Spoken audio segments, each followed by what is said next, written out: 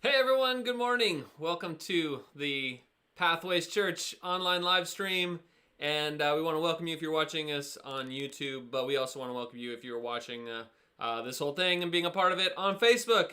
We're out of Facebook jail and we're back streaming live again this week. And so thanks for hanging out with us. Sorry for the confusion last week, but we're glad to be kind of back. And we're both on both channels now, so you can watch us on YouTube or Facebook, kind of whichever one you find easiest to follow along with. That's great. Hey, if this is your first time connecting into this church, we want to let you know a little bit about who we are. We are a small, independent, non-denominational Christian church that meets in the greater Seattle area. We meet up in kind of the Everett Mill Creek area of Seattle. And if you don't know us or don't have a lot of familiarity with us, you can check out our our webpage at findpathways.com and get to know us a little bit there. You can also browse around our Facebook page and maybe you'll get to know a little bit about us there as well. But if you don't know us, and many of you have heard me say this a lot of times now, right? But it's good to cover. If you don't know who we are, we like to usually describe ourselves with these two words, both cautious and curious.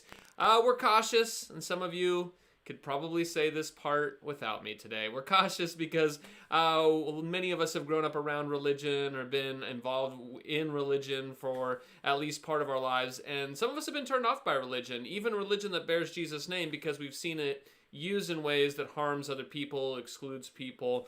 And so we're a little cautious about religion, but it doesn't mean that we don't want to be engaged with this person, Jesus, who we think was God himself and came to show us how to live in the best way possible. And so we find ourselves to be very curious people, asking a lot of questions, and we'll be doing that today, tearing apart a text of the Bible, asking a lot of questions. And so really anything's on the table with our group. You can ask any question. We think that there isn't any question that people who follow Jesus need to be scared of. That in fact, it is a part of very vibrant faith to ask questions, that God is big enough for those. And so that's a little bit who we are. It's just as your tour guide this morning, what we'll be doing here together. We are going to be doing some singing here. Our worship leader, Billy's going to lead us in some music, some singing. Interspersed with that, there's going to be some videos, a little video of a prayer based on Psalm 4 and some other video work there, just to get us kind of into the mindset. Because I don't know about you, but I don't wake up on Sunday mornings and just I'm kind of ready to go. I need to be sort of eased into it. And so really this idea of singing and these scripture verses that we'll be reading together are really just trying to prepare our hearts to hear whatever it is that God might want to say to us today. And of course, it's also our way to express our love and adoration for God himself. After we do some singing, I'm going to share with us a little message on our series in Exodus. And then after that's done, we're going to have a time of communion. So if you are in your house somewhere and you have access to some crackers or some bread and some juice or whatever, you can pull those things out now or at any time and be ready. And then at the end of the message, we'll have a time set aside as a song plays for you to pray, to reflect, and even take communion by yourself or with your family or whoever you're with today. That's pretty much it. So why don't we get into this kind of warm-up of worship, preparing our hearts for what God might want to say to us today. And we'll have a little video here that leads us into it, and then Billy's going to come and lead us in some singing. Okay, let's get to it.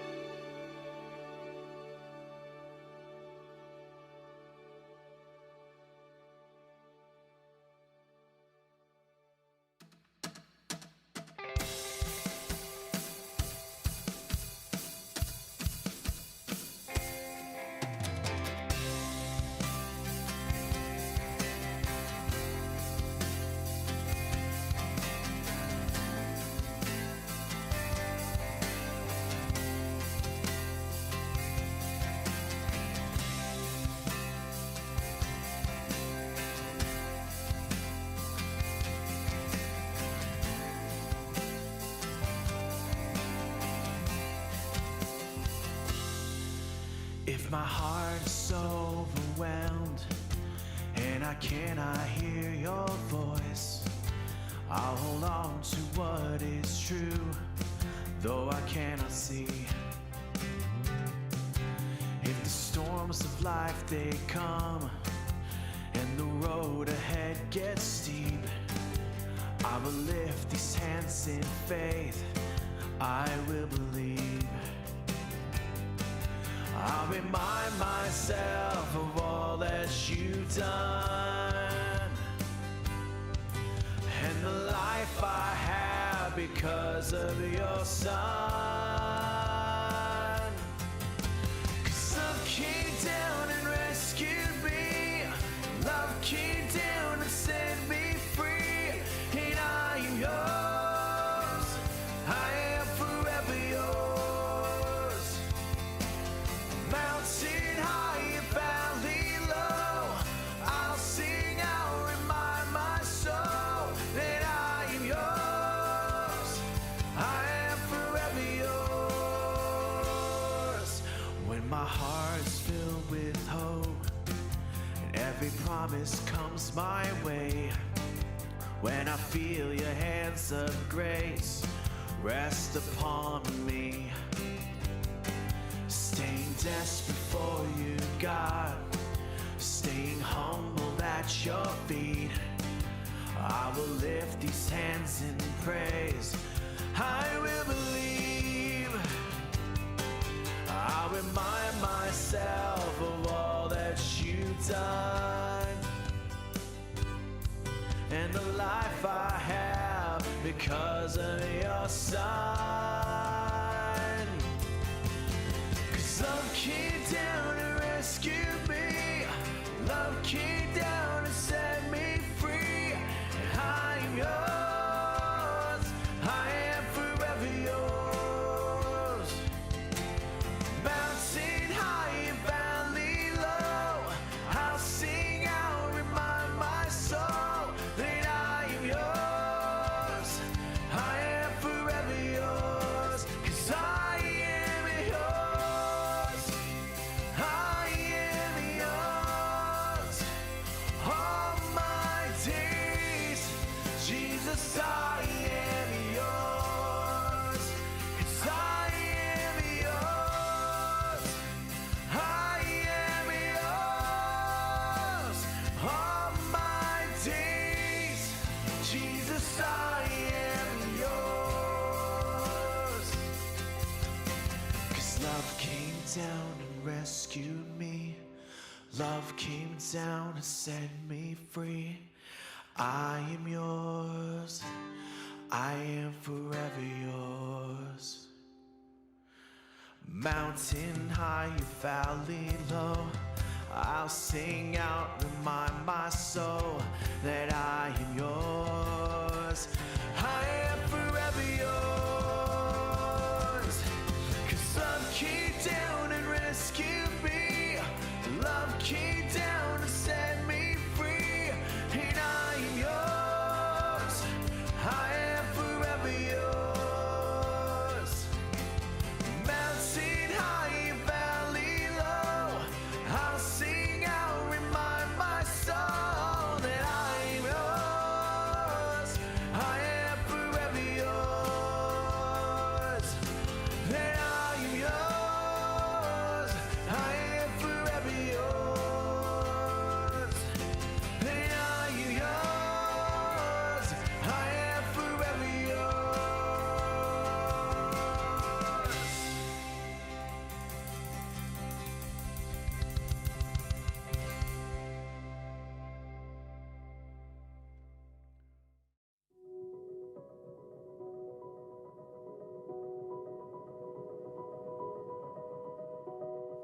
I rest in you, O God. I am in your safekeeping, body and soul held in peace. My heart cries out to you, my God. All that upsets me, you see. All that disturbs me, you understand. Only here in your presence am I fully known.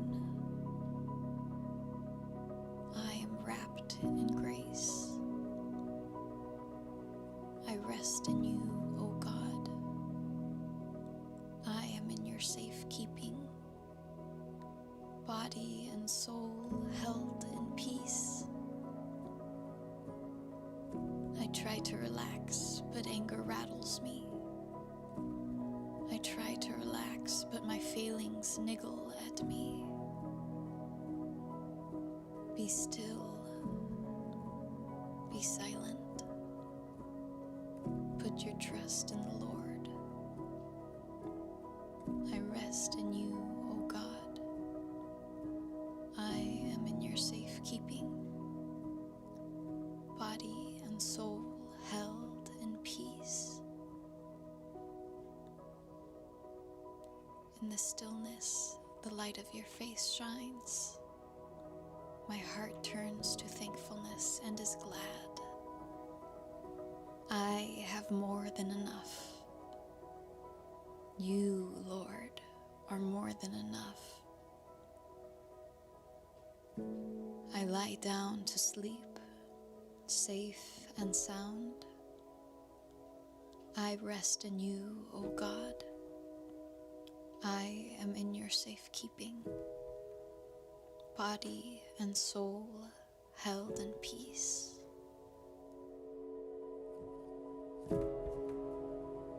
Be still and rest.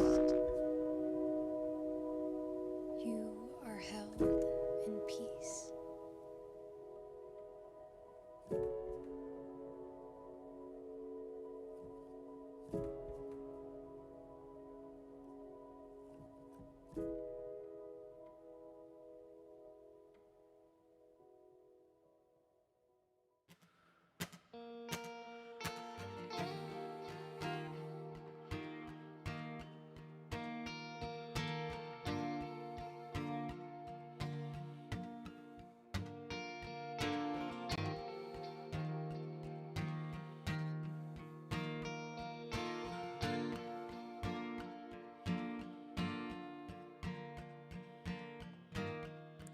Walking around these walls, I thought by now they'd fall, but you have never failed me yet.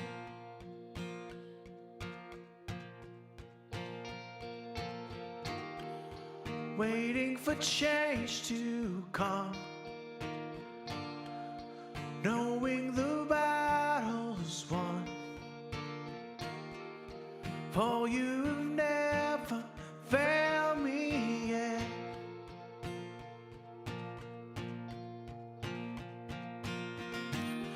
Your promise still stands, great is your faithfulness, faithfulness.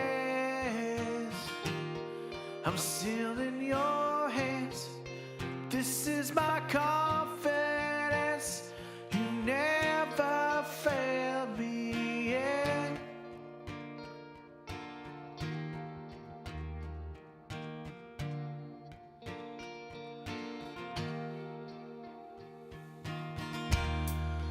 I know the night won't last,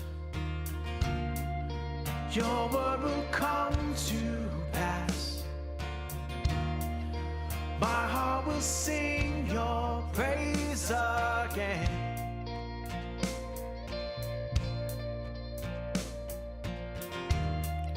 Jesus, you're still enough.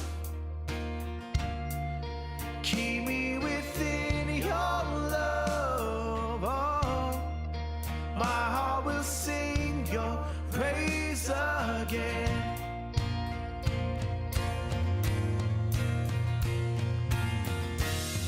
Your promise still stands, great is your faithfulness, faithfulness. I'm still in your hands, this is my confidence, you never fail. Your promise still stands, great is your faithfulness, faithfulness. I'm still in your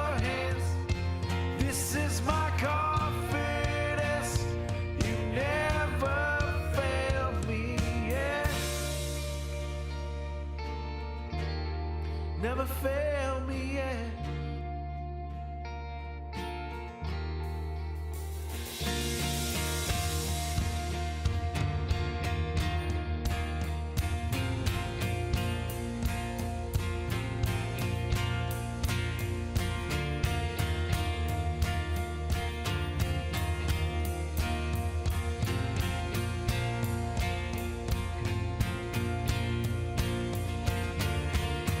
I've seen you move. You move the mountains, and I believe I see you do it again. Made a way when there was no way, and I believe I see you do it again. I see you move. You move the mountains, and I believe. Do you do it again? Made a way, and there was no way, and I believe I see you do it again. See you move, you move the mountains, and I believe I see you do it again. You made a way when there was no way, and I believe I see you do it again. I see you move the mountains, and I believe. And do you do it again? You made a way when there was no way, and I believe I see you do it again. I see you do it again. Oh Lord, again.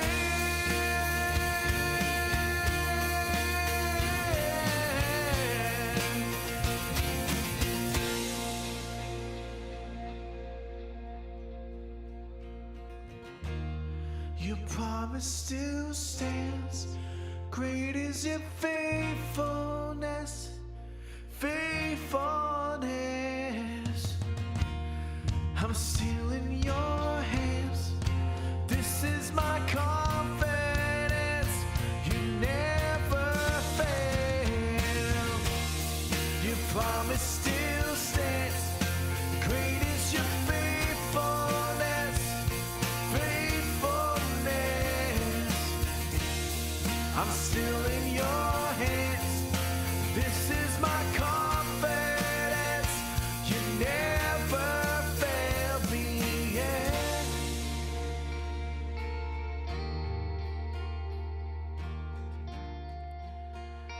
You never failed me yet. I never will forget. You never failed me yet.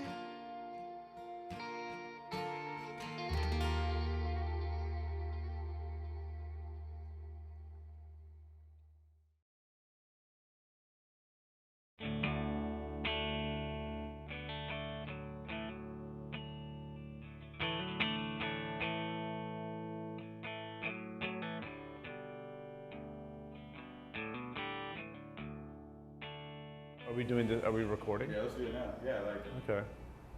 there's so much controversy in trying to figure this thing out. Why is the Bible worth reading? It seems like it's more confusing than actually leads to more fights than actually transformation.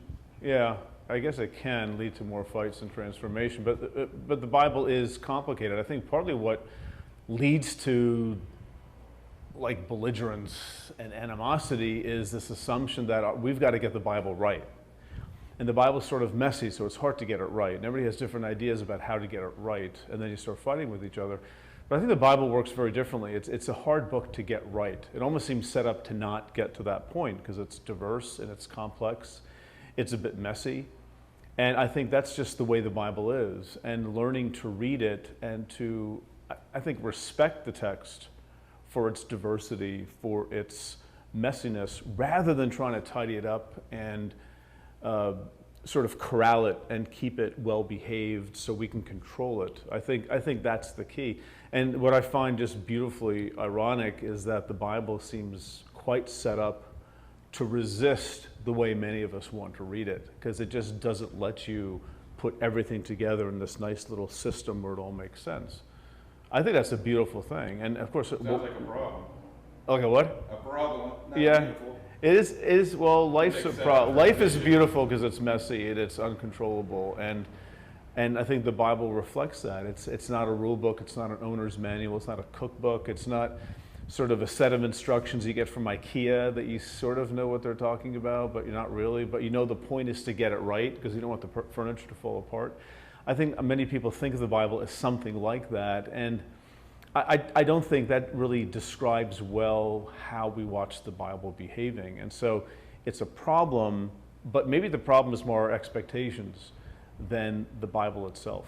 Maybe trying to make the Bible conform to certain ways of behaving, that's the problem, because we expect it to sort of give answers. And maybe God's not in the answer business. Maybe there's something bigger happening in the Bible than that. And I think that there is. And I think one of the big things that's happening is it's modeling for us, it's showing us what it means to respond to God and to reflect on God and to commune with God where we are and how we are. And that's why you have such diversity in the Bible too. You have different points of view, and that reflects the different people who are thinking through what it means to be connected with God and connected with each other. I think the Bible models that rather than sort of a script to be followed, right? Okay, And that's a beautiful thing. That's taught, that word.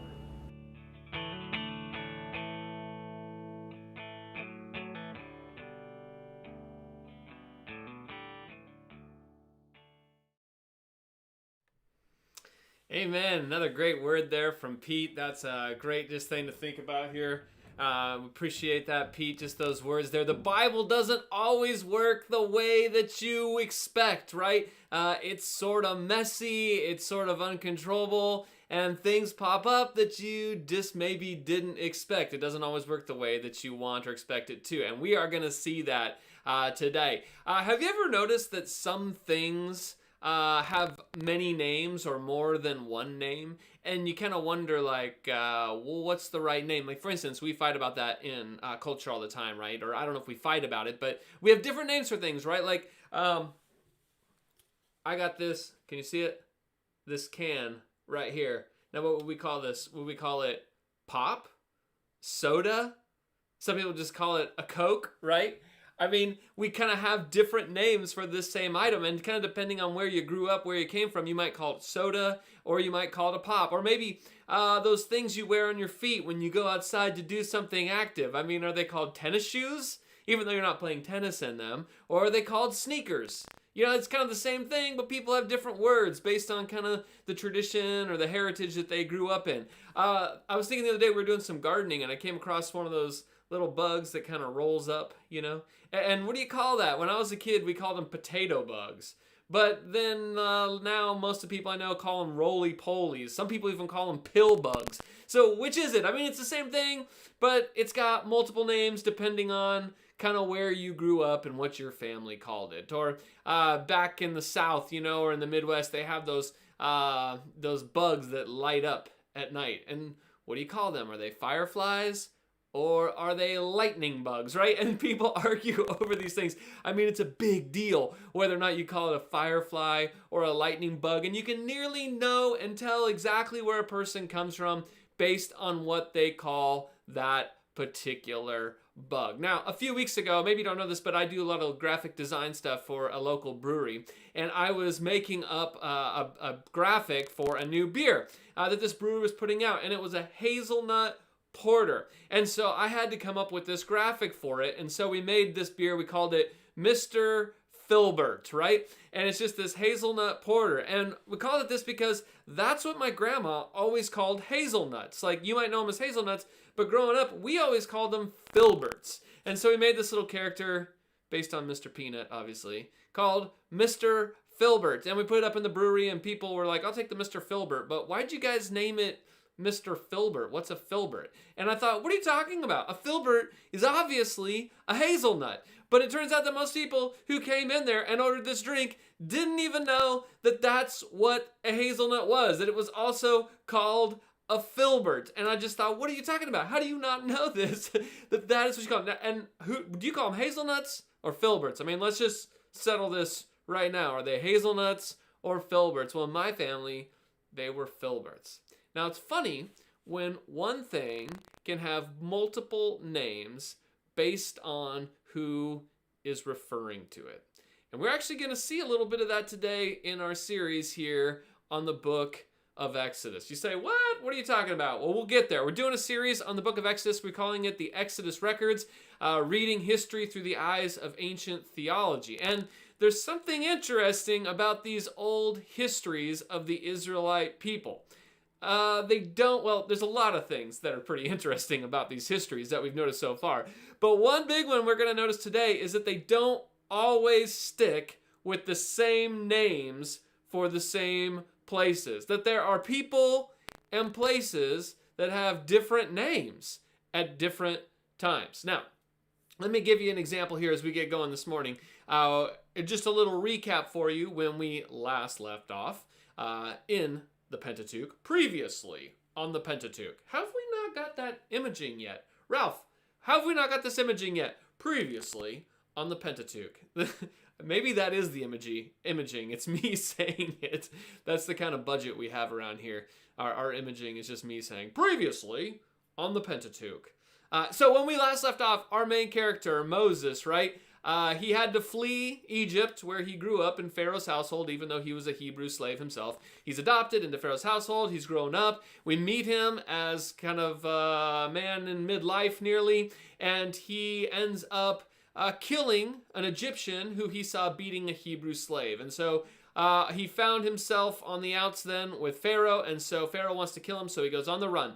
And then he finds himself in a place far off called Midian. And as he gets to this place called Midian, he sits down at this well to rest. I mean, you're in a desert, so you might as well sit down where there's something cool to drink. And several women come to the well to water their sheep. But as they get there, they're pushed aside by some professional shepherds who want to water their flocks. And so they push them aside, and Moses sees this injustice, and being a guy who is quick to jump into action when he sees injustice, he drives them off, or otherwise somehow rescues these women. And you remember at the end of the story last week where we left off, he's then introduced to their father, who is so grateful that he intervened on behalf of his daughters that he actually gives one of his daughters to Moses as a wife. You remember that? And so basically the whole story leads us up to a point where we meet Moses's father-in-law. Now, does anybody remember the name of Moses' father-in-law? I know, it was a week ago, and you're saying, like, I didn't memorize all the names or whatever. Okay, but does anybody remember the name of Moses' father-in-law? Well, as we met it last week, his name was Reuel. All right, that was the name, and we met him in Exodus 2:18. When the girls returned to Reuel, their father, he asked them, why have you returned so early today? So at the end of chapter 2 here, our story last week, we met Moses' father-in-law named Reuel. What a great guy. I mean, that seems like a good name, Reuel. I could have named my kid that. I kind of like that name, right? Not a bad name for this man. But the problem is, if maybe you're thinking through here and I asked you what his name is, maybe you're thinking to yourself, well, that's a fine enough name, but that's not the name of Moses' father-in-law in the Charlton Heston movie, The Ten Commandments. I mean, did you watch that? Or maybe you watched The Prince of Egypt, the cartoon version. That is not Moses' father-in-law's name in either of those two movies. And you think, well, was that just Hollywood taking liberty with Moses' father-in-law's name? They just kind of gave him a new name. Nope. We actually have a different name for Moses' father-in-law just a couple verses later. Exodus 3, verse 1. Now Moses was tending the flock of Jethro, his father-in-law. Wait, what? I thought just a couple of verses ago, this guy's name was Ruel. Now, all of a sudden, his name is Jethro, and we're going to meet him again here in chapter 18, verse 1, and again, his name is Jethro. And in fact, that's probably the name that you remember from Charlton Heston's movie or from The Prince of Egypt, or frankly, just most sermons that refer to Moses' father-in-law. The name that we most easily gravitate to is the name Jethro, because it's used here and really throughout the rest of the book calling him Jethro. Although not completely, because these aren't the only two names for this father-in-law. Not just Ruel, not just Jethro, but also Jeter. In Exodus 4:18, he's called Jeter. Now, not Derek Jeter. This isn't a reference to late 90s, early 2000s baseball, although that is interesting. But here in Exodus 4 verse 18, we actually have Moses' father-in-law referred to by a third name, the name Jeter. And this one is really no big deal. I mean, it's just an alternate spelling of Jethro. But still, it is a different name here. But it's not even the last one, because not only does this guy have 3 names, he actually even has a 4th one. He is called Hobab. In Numbers 10:9 and Judges 4:11, we have him referred to now as Hobab. So we've got a dude here with 4 different names in the Bible material, all of this coming from the Pentateuch, the first 5 books of the Old Testament, right? This whole thing we've called is an entire TV series. It all belongs together. Remember, we're in season 2 right now of Exodus. We were in season 1 in Genesis, but it goes all the way through season 5 in Deuteronomy. And so in this 5-part, 5-season TV series or whatever, Moses' father-in-law has 4 different names. I mean, the dude's got more names than Puff Daddy, right? Because what is Puff Daddy's name now? It was Puff Daddy, then it was P. Diddy, then just Diddy. I think he's got another one now, right? I mean, this guy has a lot of names. But that's not the only weird name inconsistency in this chapter here in chapter 3. Because if you notice, at the end of verse 1 in chapter 3, it says that Moses visits a mountain, and it is going to be a very important mountain. Exodus 3, verse 1. Now Moses was tending the flock of Jethro, his father-in-law, the priest of Midian, and he led the flock to the far side of the wilderness and came to Horeb, the mountain of God. Now, we've been told that Moses here is in Midian, watering his father-in-law's flock, right? He's taken over for the ladies, apparently, right? And so he is shepherding this flock, which incidentally, by the way, we have Moses here being a shepherd, which many Jewish rabbis have said is sort of foreshadowing of Moses leading Israel, that this idea of shepherding is often likened to being a leader of people. And so Moses is sort of in preparation here. Even in the Gospels, right, we have Jesus called the Good Shepherd. This idea of leading people and shepherding kind of goes hand in hand. And so here's Moses here preparing to lead the people of God, I guess, presumably, by leading around these sheep. Maybe he's going to water them or to feed them somehow. But he comes to the mountain of God. And here in chapter 3, verse 1, we learn that its name is Horeb. And it is going to be called Horeb here in chapter 3, verse 1, also in 17, verse 6, and 33, verse 6, and a bunch of other times in the book of Deuteronomy. This mountain is going to be called Horeb. Okay? That's its name. It is Mount Horeb. But if you've been watching the Charlton Heston movie, or Prince of Egypt, or otherwise just been kind of hearing sermons and talking about the Exodus story, you probably know it better by the name Mount Sinai. That is the name that's used in the rest of Exodus, especially in chapters 19 and 34. So now we have this mountain here that's being referred to as Mount Horeb, but we know later in Exodus, and for most of Exodus, it's going to be called Mount Sinai. And so, which is it, people? Is it Horeb or Sinai?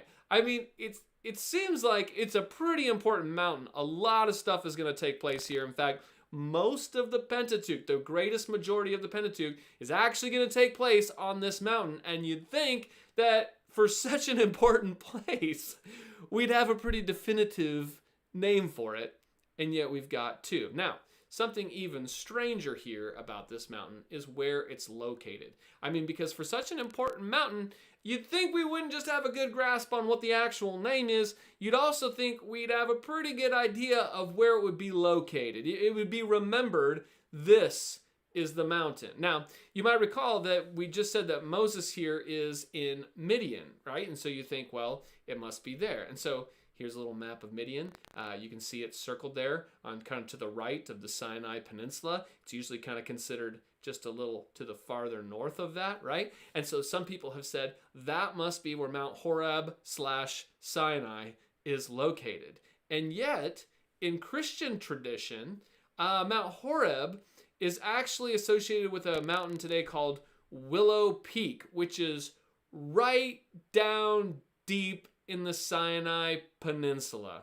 And there's even a monastery built there long, long ago to commemorate this being the site of Mount Horeb, right? Or Mount Sinai. But if you look at the map here, it's a pretty good trek from Midian. You got to go around the water, presumably, to get down into the southern Sinai Peninsula. And if you kind of map it out, it's anywhere from 70 to 100 miles probably. And that is quite a trek to take a bunch of sheep on to graze or to water. And it seems highly unlikely that Moses would take his flock of sheep into the middle of a desert in order to find food or water. Now, what's interesting about this is that the Apostle Paul in Galatians actually describes Mount Sinai in Galatians 4 as being located in Arabia, which actually fits this idea of Midian better. So we have the text here saying that Moses is in Midian. We have Christian tradition placing Mount Sinai deep in the Sinai Peninsula. So not only do we have two different names for this mountain, but there are two different locations as well. So what the heck is going on here? We got Moses' father-in-law with four names. We got the most important mountain really in this entire story with two names and two locations. What in the world is going on here? Well, this is actually a really great example of why scholars think that the Exodus material was edited together later on. That it's not as though Moses is sitting there with a notepad jotting down everything that's happening in real time. That in fact, the whole Pentateuch material is compiled generations later when the people of Israel are in a new captivity, not in Egypt, but have actually been taken over by the Babylonian Empire, and they have been hauled off into captivity, and that somewhere during the time of captivity, or even maybe more specifically as they're coming out of captivity, that they put together this entire material. And is it a big deal that there are some different names for things? Ultimately, no, but it is a little strange. And so many scholars explain this as a part of how the Pentateuch came to be. That namely, it was sort of a blend or edit together of several stories using different names for the same places or people. And these scholars call different traditions. Now, it's sort of similar to the way that people in different geographical regions call that can of soft drink, that I held up, pop, and some of them call it soda. Or why some people hold up the same item and call it a tennis shoe or call it a sneaker, because people come from different traditions and backgrounds and sometimes even specific geographical regions that refer to the same thing by a different name. And really, that is what scholars say exists here in the text of Exodus, that there are different traditions of this story of Moses and his people and what is happening here that have been passed on down through the different tribes of Israel. And that when later editors come along to compile this material, they decide to preserve them all together. And apparently this is not a problem for them. Now, these early ancient people here, they're not dumb. Okay, they're not stupid. Sometimes we think like, we're so much smarter than the ancient people, right? Well, we know some things that they didn't know, but they were plenty smart, and they weren't so dumb as to not notice that Moses' father-in-law has 4 different names here. They weren't so dumb as not to notice that the most important mountain in the story has 2 separate names, right? No, they edit them together and they preserve them because apparently they're trying to preserve these traditions, not erase them and synchronize them. Now, we saw this actually in season 1, right, back in Genesis, because as you remember, we looked at the creation stories, those narratives in Genesis 1 and Genesis 2, and for some of us, it was sort of a mind-blowing experience when we realized that those 2 stories were not exactly simpatico, right? That they happen in different ways, that the creation order is different, that the focus of each of them really is very different, and that they're really sort of incompatible. You can't really make them both make sense at the same time. They're not reconcilable. And the editors were smart enough to know this. Right? They understood that these 2 stories were different, but they aren't worried about it like we are. They're trying to faithfully preserve multiple traditions.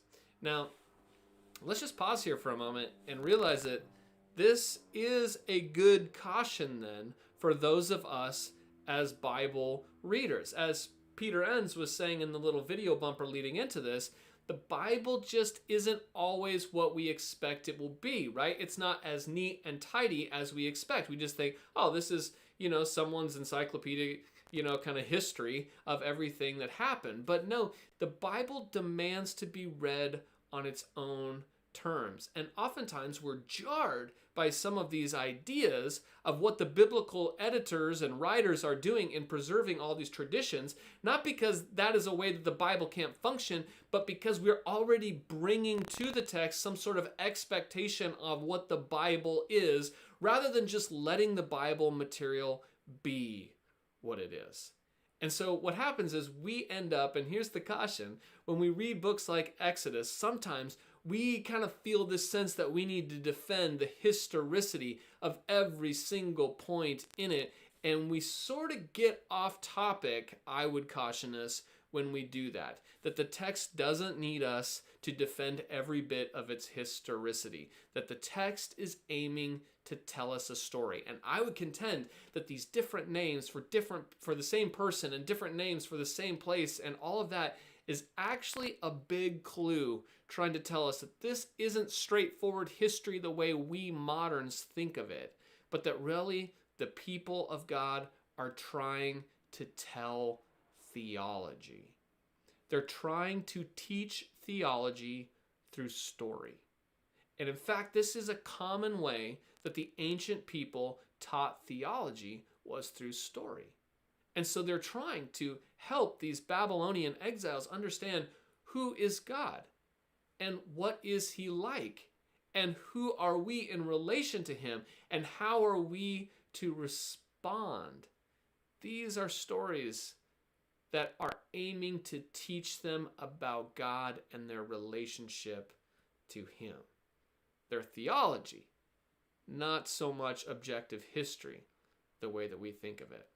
Now, we get a lot of that in our next section here, and it is probably the most famous section, right? I mean, if you don't really know anything about Exodus, you probably know a little bit about this part, right? And it's where Moses meets God. I mean, if you are going to have a theology moment, it's when you meet God right up close and personal. And that's what happens here. In Exodus 3, verse 2, then the angel of the Lord appeared to him, Moses, in flames of fire from within a bush.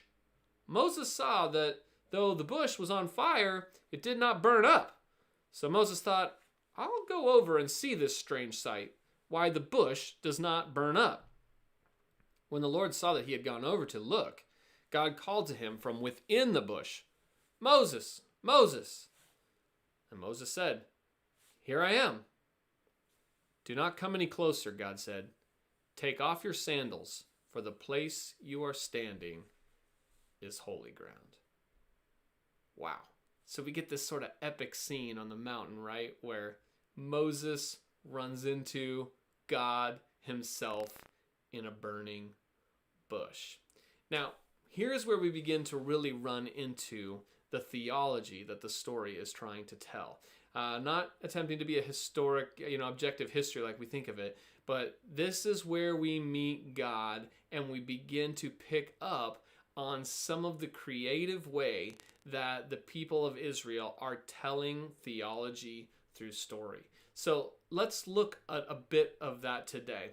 The first thing is that we notice that God is found here in a burning bush, right? There's a bush, as Moses sees on this mountain, that is on fire. And you wonder, why is it burning? In fact, the other day, I was putting my son to bed and we were kind of talking about this story. We were reading it in the Jesus Storybook Bible. And my son was asking me, well, why was the bush burning, right? And you could say, well, because that's just the story. I mean, that's why they wrote it there, was because that's the way it happened. And yet, I don't think these stories really contain elements like this on accident. There's more to it. This idea of burning, this idea of fire really, is sort of an ancient way of talking about a theophany, sort of a revelation of God. When you see God face to face. We saw this really in Genesis. We kind of looked very briefly at Genesis 15, where Abraham has this moment of God, this encounter with God, and there is this smoking fire pot, this bowl of fire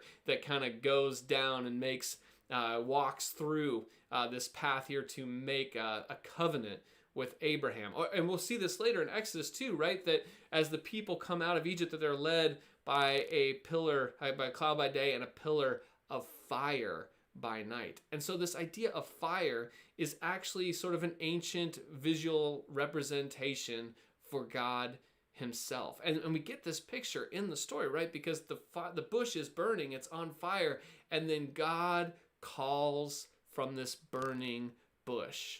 It's the fire itself animating the bush. And so there's a picture, this theology of God here. And then you wonder, well, why not have the bush burn up? Why is this thing just like on fire but somehow impervious to fire? And it's an interesting detail, right? I mean, if you're walking through the park today and you notice that there is a bush and it is on fire, but it's actually not burning up, your first instinct is hopefully to call 911, get someone to put this fire out. But if you kind of notice that this bush, whatever, is not burning up, it might get your attention. You might walk over there and be like, what in the heck is going on here? And maybe that's the point of it, right? Maybe the whole point of this story is that the bush doesn't burn up. It's just God's like neon light saying, Moses, hello, come over here, right? And certainly it does get his attention. But Hebrew rabbis forever have been commenting on the theology that is taught in the bush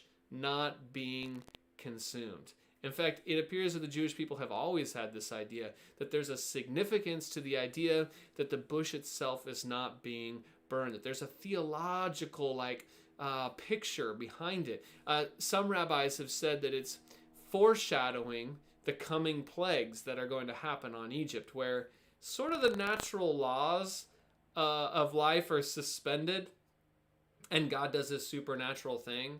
And so this is Moses kind of getting a taste, a sign, a foretaste of how God can pause or stop the natural order of things in order to bring about a great miracle. It's sort of demonstrating the power of God in order to give Moses this picture of God so that he can trust that God will be able to do through him what he needs him to do in Egypt. Other rabbis have said, no, it's something more than that. It's really representing the people of God themselves, Israel, that this fire, it animates them. The fire being God animates his people. And though they're under intense stress and persecution and have often been hauled into slavery, that even though these horrible things have happened to them time and time again, they are not consumed.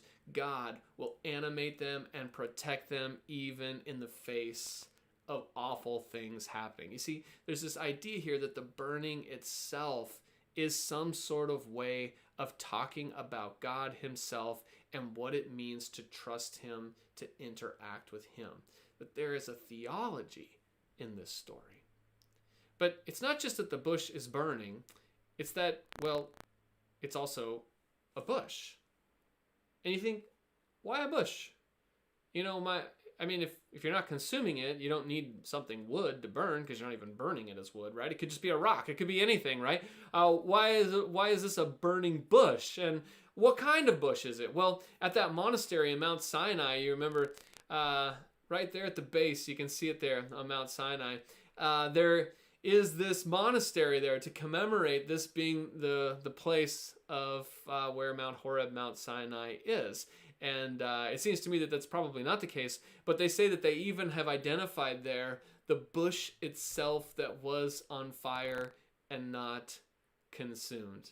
And so you think, is that the point? Is it to go find this one special bush?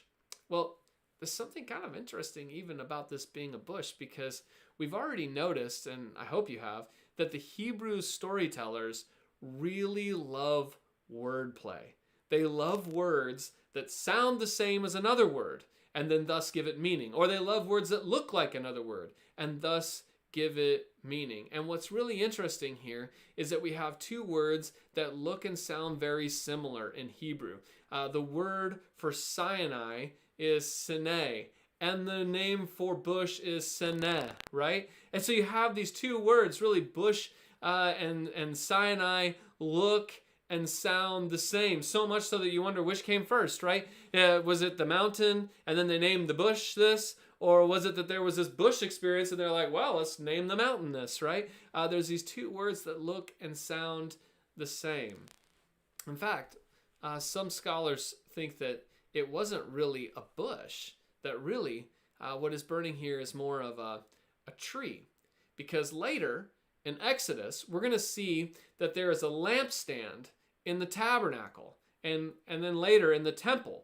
And this lampstand in there is depicted as a tree. And specifically, it's depicted as an almond tree with 7 arms and 7 branches. And ultimately, this lampstand kind of becomes the menorah, right? You know, kind of this huge Jewish symbol here. And all the items in the tabernacle, we're going to learn, are loaded with imagery. And this perhaps is another one. Could be that the lampstand itself is a representation of this burning bush or tree. And perhaps even this story is sort of told in this way to help explain to later Israelites why the lampstand exists. There's a theological reason for telling this story. In fact, because the tabernacle, right, it becomes sort of a portable Mount Sinai. Mount Sinai is where you meet God. It's where God is. It's where Moses meets God, like sort of in person, right? It's this sort of holy mountains, holy moment where it's so holy he even has to take off of his shoes. And so the tabernacle and then ultimately the temple, but first the tabernacle becomes sort of a mobile version of that. Wherever they wander through the desert, they're taking Mount Sinai in this tabernacle form everywhere with them. Like if you think, we'll discuss this later, but on Mount Sinai, all the people gather together at the bottom, right? As they come out of Egypt. And then halfway up the mountain, the elders are allowed to go. But to the very top of the mountain to meet with God, only Moses is allowed to go. But we're going to find out in the tabernacle and later the temple that in the outer courts, everyone is able to go. In the holy place, only a few select are able to go. But into the Holy of Holies, only the high priest himself is able to go. And so the theological framework for their worship in the temple and their interaction with God really is formed in part by the story here. It's really mimicking this moment with Moses and God. This is a holy moment. Shoes off. This is a God worthy of respect and worship. And in the middle of this, then, we learn another thing about God, and that is that this is a God who cares. And if you're in captivity, if you're in slavery, if your whole culture has been torn apart and you don't even recognize it anymore, it might be a good thing to know about the God that you supposedly are to be worshiping, that he is a God who cares. And God comes out and says it here in this meeting with Moses. Verse 6, then he said, I am the God of your father, the God of Abraham, the God of Isaac, and the God of Jacob. At At this, Moses hid his face because he was afraid to look at God. The Lord said, I have indeed seen the misery of my people in Egypt. I have heard them crying out because of their slave drivers, and I am concerned about their suffering. So I have come down to rescue them from the hand of the Egyptians and to bring them up out of that land into a good and spacious land, a land flowing with milk and honey, the home of the Canaanites, Hittites, Amorites, Perizzites, Hivites, and Jebusites. And now the cry of the Israelites has reached me, and I have seen the way the Egyptians are oppressing them. So now go.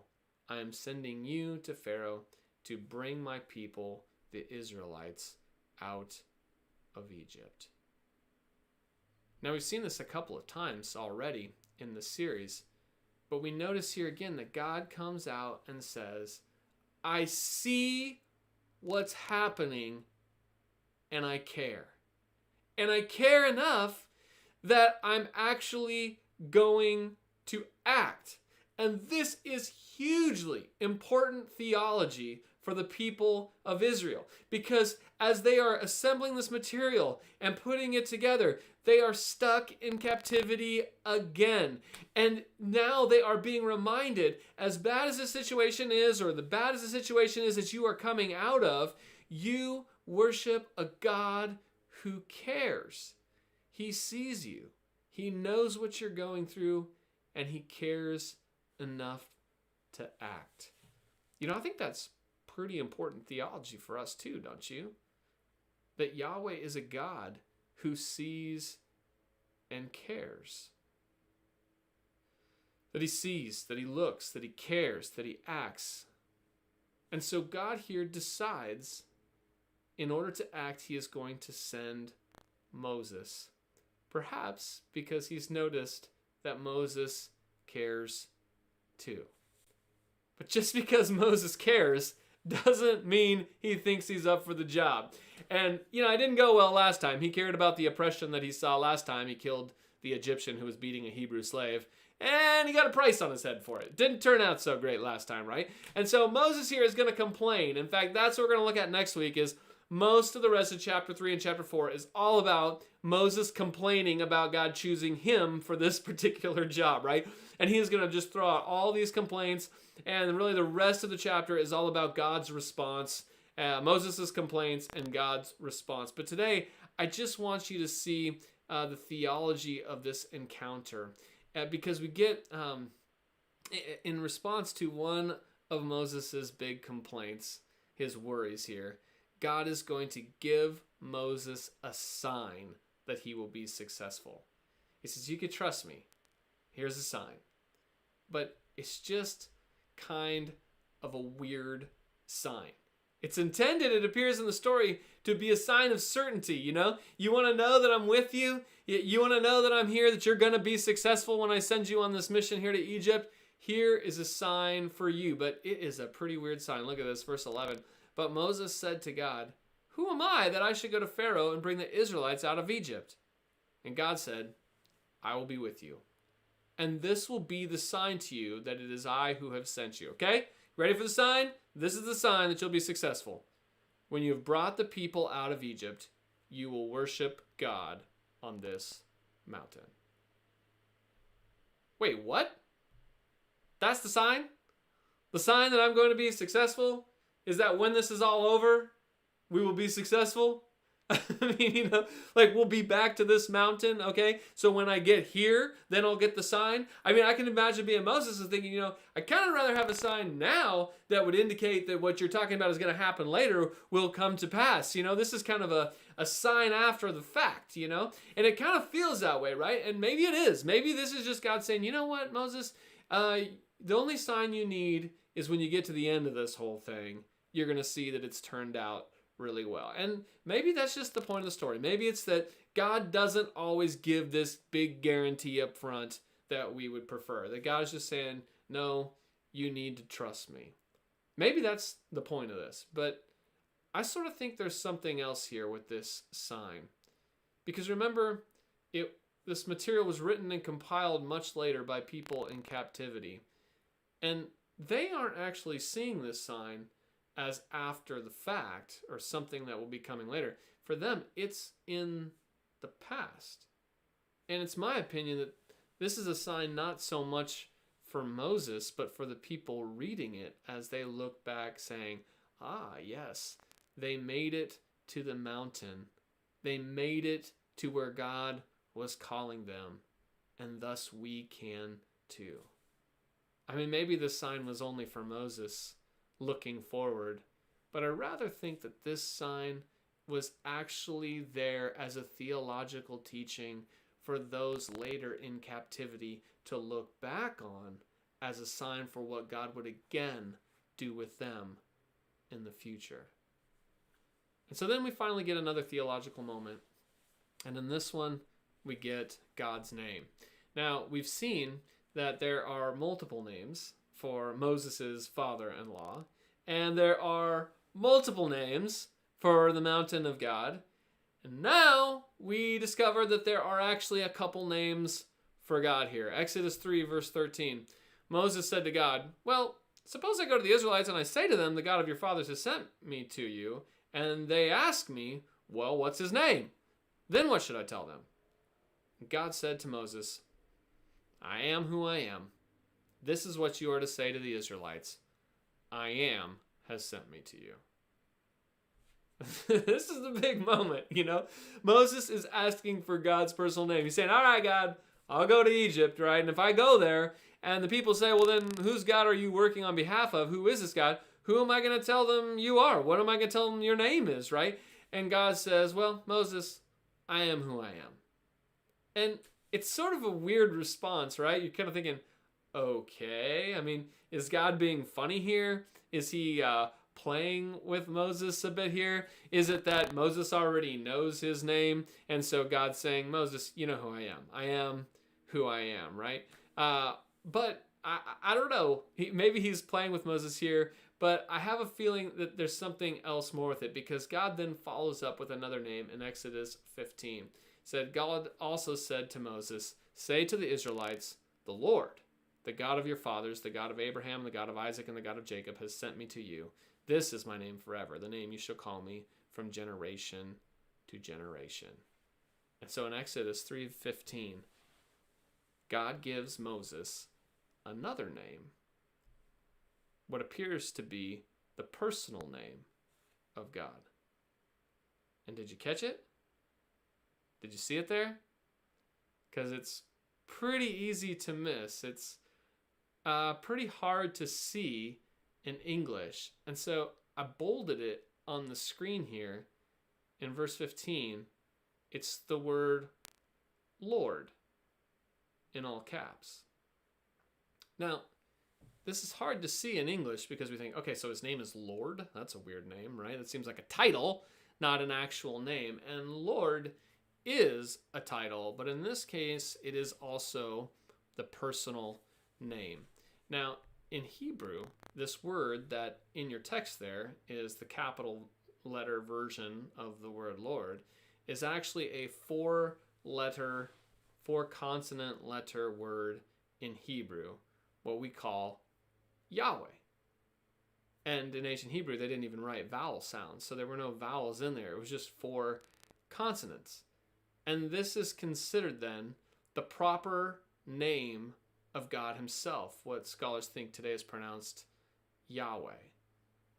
And the reason why scholars have to sort of guess at how this name is pronounced is because they have the consonants, but they don't have the vowels.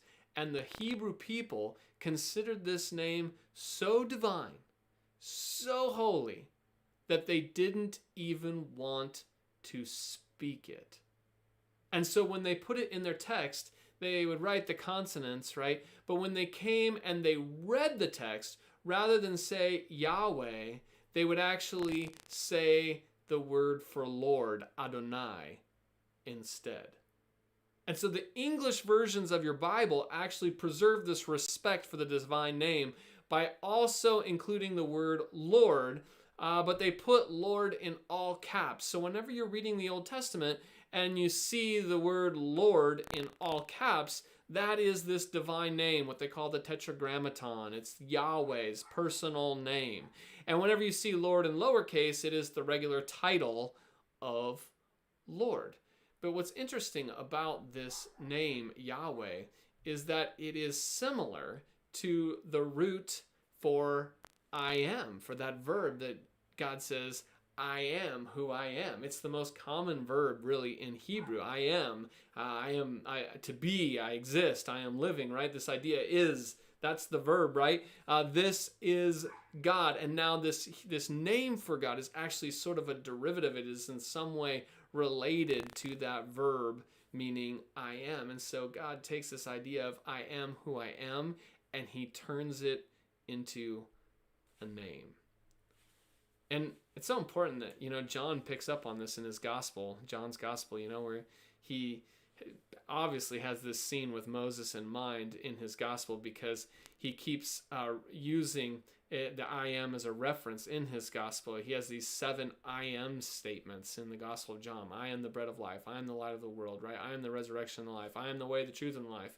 He has these 7 statements, and it appears that Jesus is then taking the divine name for himself. And so this divine name, it has this idea of a living, breathing, present God. The God who was, who is, and will be. He is here now. He is present. He always has been. He always will be. He is. He is life. And so there is a theology here about God himself. This is a God who is. That's what this story is telling the people of Israel. Your God is the God who is. He is alive, and he is with Moses. And see, this is a big deal for Moses, who will complain that he is not really up to this job that God has for him. And God is saying, don't worry about it, Moses. This isn't really about you. I am. I am here. I am the one that matters. In fact, even if you can't see me, I'm here. Multiple people have commented that the 4-letter word of Yahweh even mimics this idea of breathing. That these 4 consonants, the yod, the hey, the wow, the hey, that when you breathe, you are unconsciously saying them. That when you say yod, yod, you're breathing in. And when you say hey, you're breathing out. When you say wah, you're breathing in. And when you say hey, you're breathing out. That the divine name is actually even the sound of breathing. So that whenever you breathe, you are unconsciously saying the name of God. He is fundamentally here, even if you can't see him animating your life. And see, the theology here is that there is nothing too big for God. And there is no person that God calls that is too small, because God is here. He is present. He is living. And imagine what that means to Israelites living generations later in another captivity, stuck in Babylon, leaving Babylon, being reminded that even though it feels like life has been destroyed and all they have known has been killed off, that God still is. Yahweh is the great I am. It's a cool name. And it's such a precious name that they wouldn't even say it. And I can appreciate that kind of respect. Yet, when the name of God is unsayable, it does make God feel a bit distant. That God is so far removed, so holy, so separate, so worthy of respect that we can't even say his name. And that's why it's so cool to know that those of us today who follow Jesus, we have seen something even more incredible happen with the name of God. Because in the Gospels, God takes a regular name and he becomes Jesus. Yahweh steps down, the unpronounceable, the one you can't even say his name, becomes human, and he takes the name, the regular common name Jesus. It's really just the Hebrew name Yeshua, which is really just the name Joshua, just a common Hebrew name. And is this Jesus Yahweh? The one met on the mountain with such great respect that you must take off your shoes, that you can't even say his name? Yes. But we discover that he is also something so much more approachable.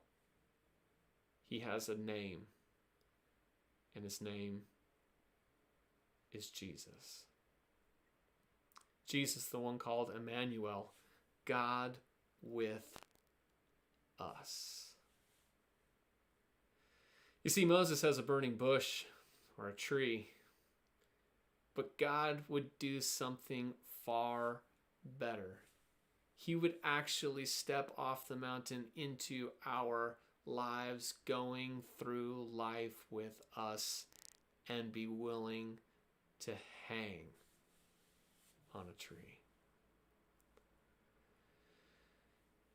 This morning, we're going to go to communion here. We're going to have a moment to do that. Maybe you've got some elements around the house, and it's a good time to remember that is incredible and worthy and holy as God is, as much as we want to respect and take off our shoes when we're on holy ground, that God himself has also become relatable and taken a regular name. That he is God, that he is creator, that he is the great I am, and he is also friend and brother. And so this morning, as we go to the table and we take communion, we remember a God willing to step right into our lives. Jesus, we thank you that you have become one of us. And we're so grateful that, God, you stepped down into our history, that you, the great I am, Yahweh, that you have come and lived life in the terms that we live life, that you have given up your throne and all of your accomplishments to come down here to be one of us, that you have gone to the cross for us, and you've done the thing that only you could do, that only you could go to the cross to die for our sins, to come back to life, to triumph over death, and then to offer it to us. That is incredible. We thank you for that heroic type of love, but we also are so grateful that one of the things we are reminded of is that we have a God who is approachable, who is divine, and yet human. We thank you, Jesus, that you are one that can fully understand what it is that we go through, who can fully sympathize with every weakness, with every pain, with every hurt, with all that it means to be human. That we can turn to you and offer you all of the most human things that we have, because we know we can trust you with them. We love you, Jesus. We thank you for your life, and it's in your name we pray. Amen. Let's go to communion this morning and remember this Yahweh, this Jesus who has come to save us.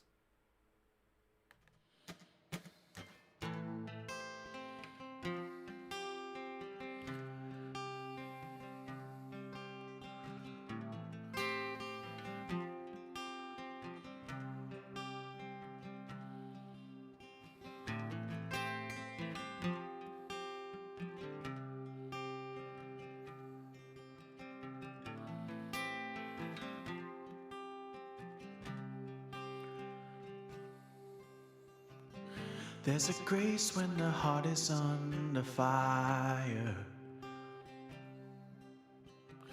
Another way when the walls are closing in. When I look at the space between where I used to be and this reckoning, I know I will never be alone. There was another in the fire, standing next to me. There was another in the waters, holding back the sea. Could I ever need reminding of how I've been set free? There is a cross that bears the burden, where another died for me. There is another in the fire.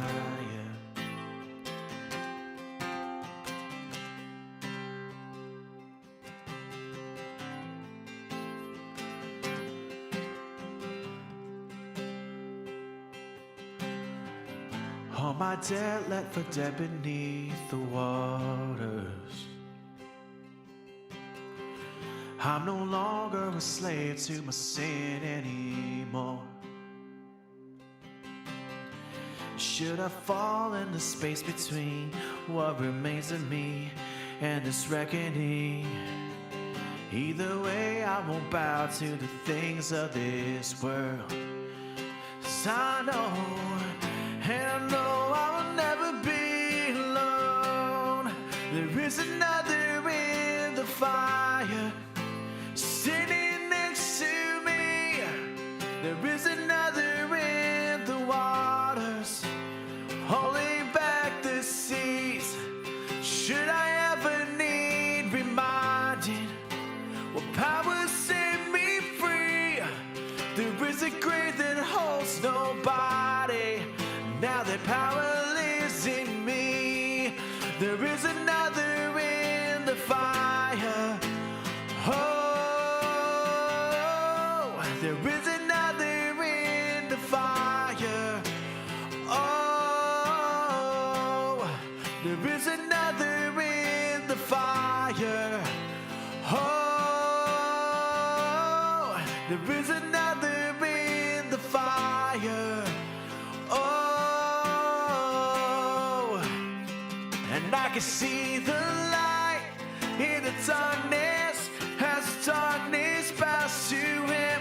I can feel the roar in the heavens as the space between western. I can feel the ground shake beneath us as the prison walls cave in. Nothing sits between us. Nothing sits between us.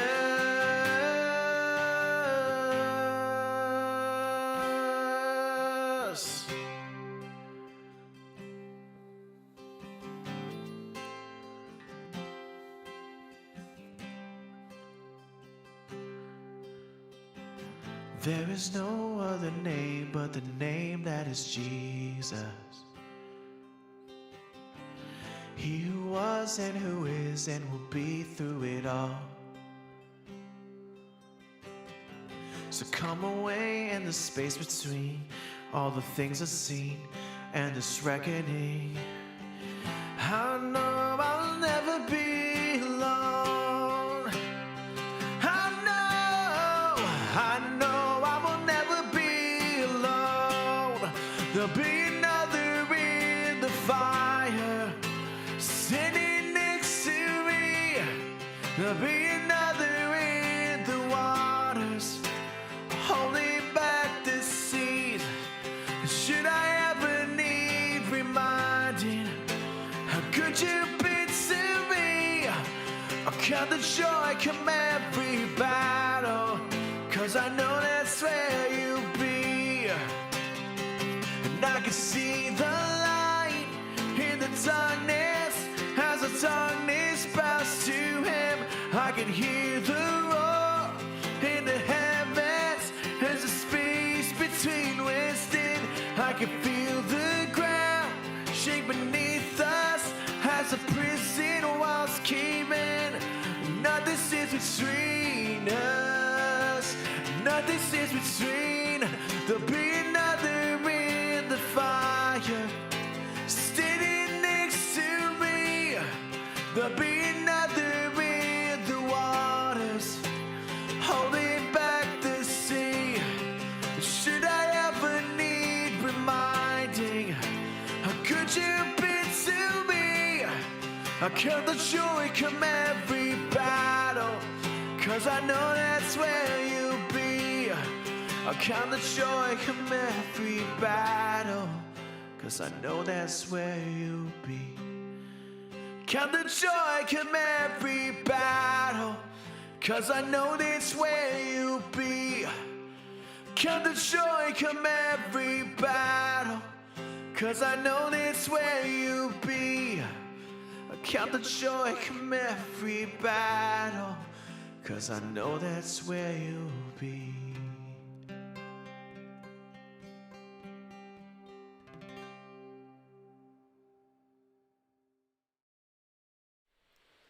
Amen. Thanks, Billy. That's great. Appreciate that. We have a couple announcements for you today. As we wrap up here, some really important news, okay? So listen up. First of all, next week, we're getting together in person.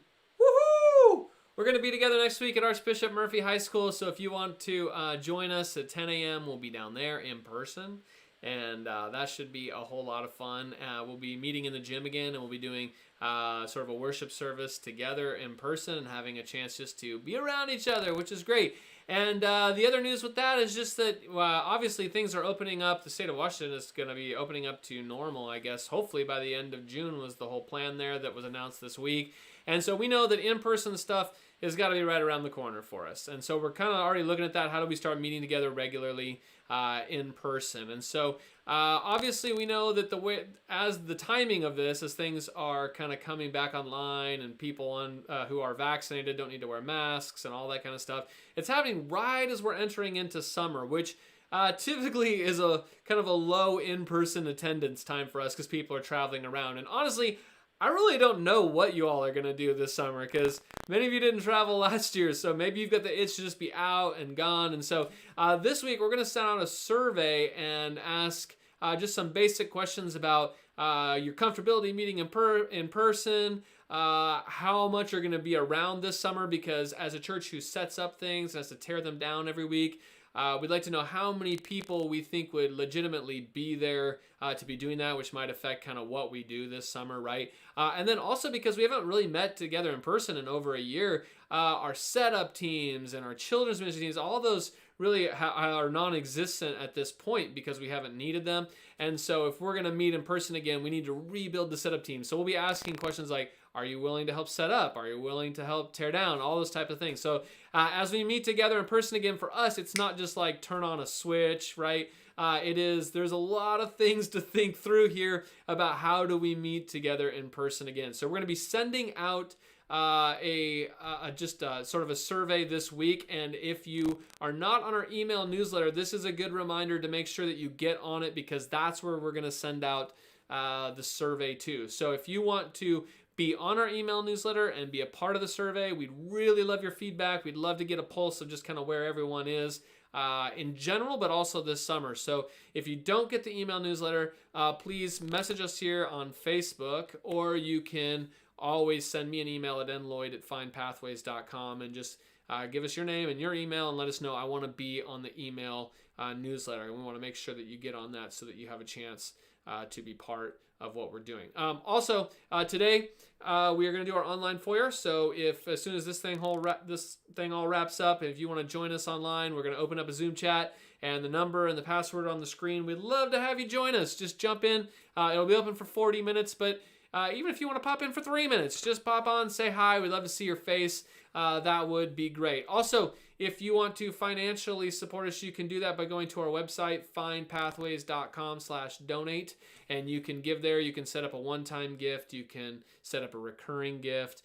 You can also use your phone and just text a dollar amount to the number 84321, and you can give that way. And I'd just like to say, so many of you have been giving and supporting the church all throughout this whole pandemic crisis, and we're in a really good spot coming out of it to maybe start to pursue dreams that we did not have the ability to pursue even a year ago. And so this is a really cool, exciting moment in the life of our church, because we get to really, as we're kind of getting back into in-person stuff, we get to really rethink who we want to be, how do we want to do things, where we want to meet, all that kind of stuff.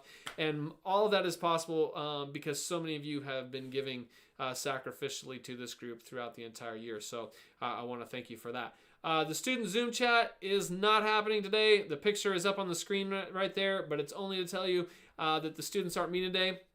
Brandy is in Florida because her daughter Nene is at nationals for gymnastics. competing even as we speak, as I understand. And we hope that's going really awesome. So she'll be back next week, and students will get together then. That's pretty much it for today. Hope you enjoy the sunshine outside. It's supposed to be really beautiful again in the Pacific Northwest again today. And we'll see you in person next week. And for those of you who are going to be online, we'll still have something online for you too, okay? All right, have a great week. We'll talk to you later. Bye.